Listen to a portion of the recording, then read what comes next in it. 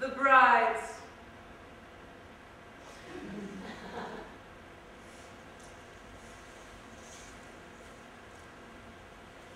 Once upon a time, and because there is no way to tell the story without stopping to cry, we will interrupt ourselves many times and jump from one end of the tale to the other. Once upon a time, once upon a time, once upon a time, once upon a time, once upon a time.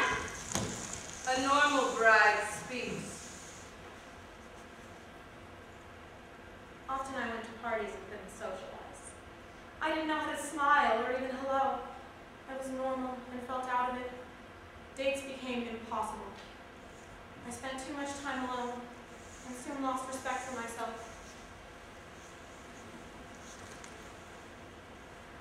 I waited. Then came transformation. I met a groom, and the groom showed me how to walk in love. How to walk in love! Because love is the gift of the groom, and talk in love. And talk in love! This is the language I had never spoken before. And sleep in love. And sleep in love! The groom shook me away from the dreamless sleep of my life. My story is one of betrayal. For my groom took a lovelier princess outside of the city, and together they went into the forest and wed, never to be heard of again. Pity the bride. Her tears made a kind of swimming pool near the gates of the palace. And those to whom the broken heart was a mystery came there to swim when the weather got warm. And they pointed to her shadow dragging behind the trees. There's the unwed bride! Pity her and move on! Pity her and move on. They made a folk song and sang it in taverns over beer and whiskey. Pity her and move on. Scrawled in the whitewashed outhouses of the magistrate's office.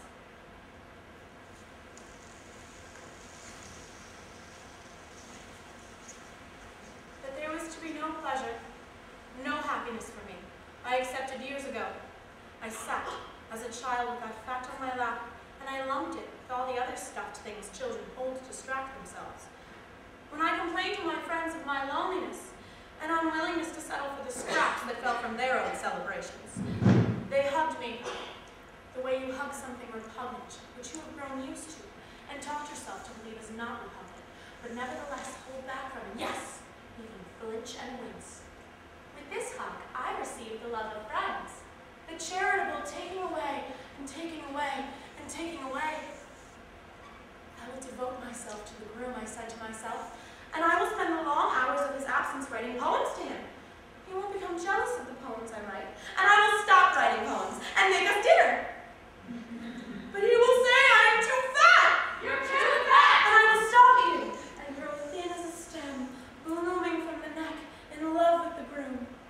But he will say I am too thin. You're too thin! And that I look like a string bean. You look like a string bean! And I will eat rapidly, eat to gain and diet to lose. Again, you said I was too big in the places I should be small, and too small in the places I should be big. So I made my big places small, and my small places big, and still you did not love me. You said my voice was too high and irritated your rest.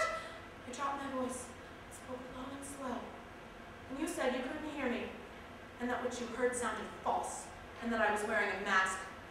When I told you that my mask was what kept me from falling apart at your feet, you told me that while I was down there, I could shine your shoes. During the sex act, there was a moment, some moments, brief and ecstatic, of unconsciousness, and it's this unconsciousness I wish for in every moment of today. Can't come for you anymore. I did come once, many times. I kept coming. I came so far, so often, and so much for you. I can't ever get back to where I started from. Now I want you to come claim the things you've wrought. My tongue, cut it off! Use that scissor, your mouth, my eyes, lips, arms, legs, all twin things of the body. Chop them out and off, get rid of them! Next time before you go, before you leave the room without evidence, traces, or clues, the weapon in your own pocket, leave some small scrap of me behind. Some small scrap for the dogs and cats. They like to sniff at things when you're sunk this low! The visitation of the two-headed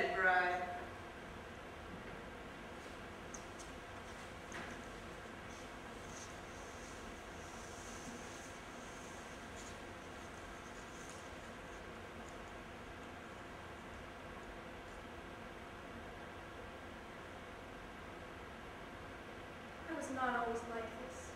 Mean and evil, for one pointing out the bad side of things. Once, I was beautiful. I sat out on a windowsill, looking out towards apple trees, Counting the waves. wishing on a star, mapping my own possibilities. Something happened to me. After that, I began to see things as sour and happy. I became ironic and spoke as if all the things that were wounding me were amusing me. Why I wasn't invited to parties, I was suddenly invited to parties. Why I was not spoken to for advice and comfort, I became a new source of advice and comfort. For I was hideous, not portable. I became the fashionable friend to be carried like an expensive watch, to be held, looked at, sought after, during times of both crisis and felicitation. Why I was the scorn, the hairy scorpion, the scabby old witch of a German fairy tale. I became the pleasing godmother, the well of wishes. Conjuring the bride and disrobing the groom. Be, my, everything, everything! Be the law that keeps me from myself. Be every treachery I'm afraid of. Be my father right before I realize what he does with my mother. Be my school teacher who has no life outside the classroom and whose only joy comes from putting stars on top of my compositions. Be God, for planned obsolescence, and for all the sadistic holidays invented for him. Be the sun and the river without any particular meaning or sacrifice. Love you. Love me. Love. You know that deep down in my heart Fuck love. You know that deep Fuck down. love. You know that. Once upon a time, a groom That's me. came riding in on his own horse. Look, he spotted a fair maiden, her skin a beautiful brown or black or red or yellow or white, depending upon what I'm in the mood for that afternoon. However, he, the groom, is in the mood for. Oh, fair maiden of multicolored skin, of hair and eyes worthy of the Uffizi, may I stop by this clearing and present a posy of wildflowers to your fair nose? Oh, do! Says the bride, already a little wet, a little anxious. Already turning the present into the past by mentally describing this happening to her sisters, who are less beautiful and stay at home with handicrafts and sketch pads. Oh, do! Says the princess. Already she is sizing up the groom beneath his tight doublet, his tight tunic, his tight tights.